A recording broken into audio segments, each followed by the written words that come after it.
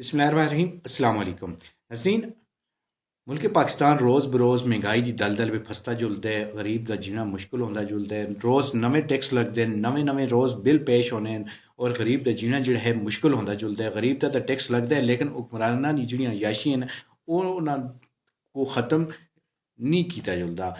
अशराफिया दी जिहड़ियां अयाशियां न ओह रोज़ बरोज़ बढ़दियां जुलदियां न और गरीब आवाम का जिहड़ा जीना है वह मुश्किल होंदा जुलदा है।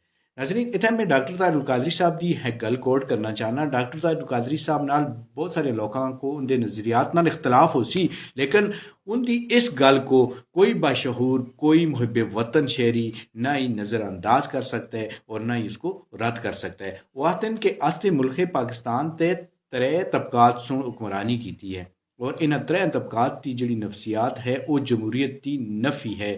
उनकी नफसियात पे जमहूरीत नां की कोई चीज़ है ही नहीं। वो तबकात के पहला तबका है जागीरदार, दूआ तबका है सरमायादार और त्रीया तबका है आमरीयत। जागीरदार जिहड़े हैं वो ना सुन ਇਹ ਜਿਹੇ माहौल में परवरिश पाई दी होंदी है कि जिथे वो अपनी जुल्मो सितम नाल जोर जबरदस्ती नाल चीज़ों के कब्जे करते हैं। वो अपने इर्द गिर्द उनकी जमीन के इर्द गिर्द उन्होंने कोई जमीन अच्छी लग चलो उत्थे जबरदस्ती कब्जा कर पाते हैं। उन्होंने किसी की कोई प्रॉपर्टी अच्छी लगे, कोई चीज़ भी उन्होंने पसंद आती है उस पर जबरदस्ती वो कब्जा कर पाते हैं। उन्होंने को दोई की बेटी अपनी बेटी महसूस नहीं होती, उन्होंने को दोई का दर्द अपना दर्द नहीं महसूस होता, उन्होंने को दोई की तकलीफ अपनी तकलीफ नहीं महसूस होती, उन्होंने को दोई की इज्जत अपनी इज्जत नहीं लगती। ये उन्होंने नफसियात होती है और इस नफसियात के लोग जदों इकतदार में आने तो उत्थे भी वो जुल्म और ज्यादतियां करते हैं, लोगों के जुल्म ज्यादतियां करते हैं। उन्होंने को लोगों की तकलीफ की कोई परवाह, कोई एहसास नहीं होता। दूआ तबका जिहड़ा है वो तबका सरमायादार है। सरमायादार सुन ਇਹ जी माहौल में परवरिश पाई दी होंदी है कि जिथे पैसे की रेल पहल होंदी है वो पैसे के जोर से हर चीज़ को खरीद करते हैं। उन्होंने को जिहड़ी चीज़ पसंद आती है वो पैसे के जोर नाल उस चीज़ा को खरीद करते हैं और फिर इस तरह के लोग जदों इकतदार में आने तो उत्थे भी वो पैसे का ही इस्तेमाल करते हैं। वो पैसे के जोर नाल वोट खरीदते हैं, वो पैसे के जोर नाल MNAs को खरीद करते हैं, MPs को खरीद करते हैं, वो अफसरां को खरीद करते हैं, वो जजां को खरीद करते हैं और फिर वो अपनी मर्जी नाल हुक्मरानी करते हैं, अपनी मर्जी नाल मुल्क को चलाने, अपने मफाद की खातर वो पैसे का बेदरेग इस्तेमाल करते हैं। खजाने पैसा जो होंदा है उसको वो अपने मफाद वास्ते इस्तेमाल करते हैं। तीसरा जो तबका है वो आमरीयत है। आमर जो है, आमर की नफसियात होंगी है कि उसके सामने कोई शख्स नो ना है, वो जिहड़ी गल करे उससे तामील हो, उस गल की उस पर अमल किया जाए, फौरन उस पर अमल होवे। तो इस जदों आमर इकतदार में आंदा है तो उत्थे भी वो ये समझदा है कि उसकी जिहड़ी गल है वो अरफे आखिर है।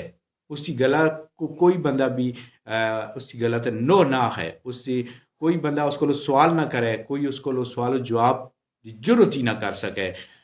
अगर कोई उसको सवाल जवाब पूछते है उससे एहतसाब करने की कोशिश करता है, उसको कोई पुछने की कोशिश करता है तो फिर उस नाल क्या होंदा है वो तुसी बेहतर जानते हो। तो नाजरीन, ये त्रै तबकात ही असां ते हुक्मरानी करते रहे तो फिर असां दे अंदर जमहूरीत किस तरह पैदा हो सी, अस मुल्क के अंदर जमहूरीत किस तरह आसी, अस अदारियां में जमहूरीत किस तरह आसी कि असां दे जेहड़े इकतदार भी जेहड़े लोग रहने, जेहड़े असां दे हुक्मरान होने उनकी नफसियात बिच, उनके मजाज बिच जमहूरीत नां दी कोई शै ही नहीं।